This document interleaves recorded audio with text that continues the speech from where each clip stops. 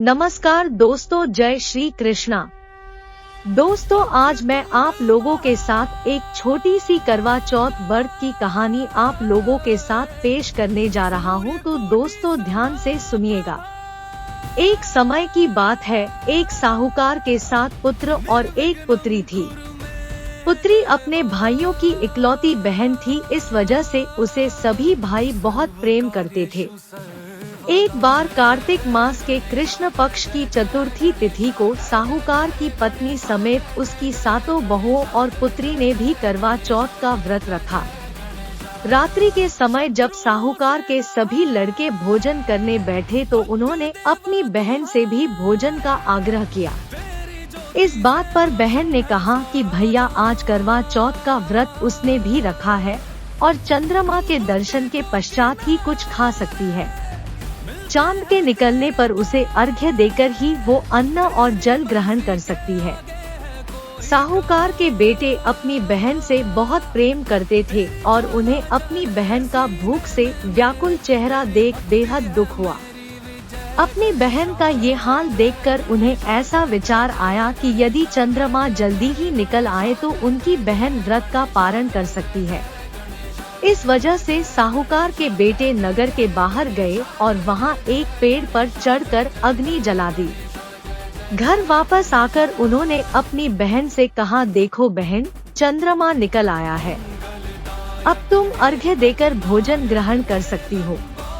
साहूकार की बेटी ने अपनी भाभियों से भी चंद्रमा के दर्शन, चंद्रमा से प्रार्थना कैसे करें करके व्रत खोलने को कहा, लेकिन उनकी भाभियों ने इस बात से मना कर दिया और बताया कि अभी चांद नहीं निकला है, बल्कि उनके भाइयों ने प्रेमवश और बहन को भूख से व्याकुल देखकर ही नकली चांद दिखा दिया है।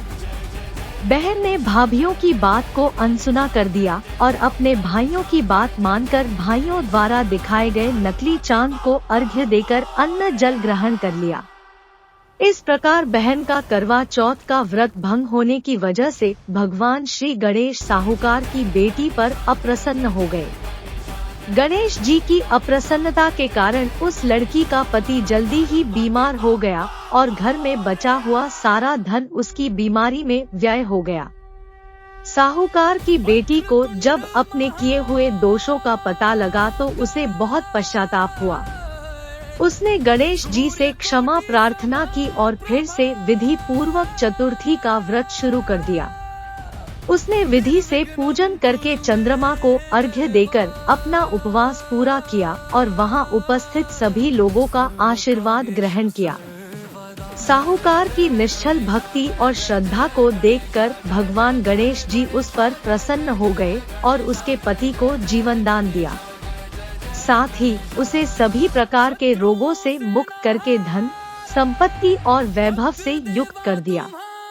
तो ये थी वह कहानी जो इस पवित्र त्योहार के बारे में शेयर किया हूँ। तो दोस्तों, यह करवा चौथ का कहानी आप लोगों को कैसा लगा? अगर आप लोगों को यह कहानी अच्छी लगी होगी तो हमारा YouTube चैनल सामान्य ज्ञान ब्लॉग्स को सब्सक्राइब करके लाइक करके कमेंट करें और कमेंट में लिखे ओम श्री गणेशाय नमः।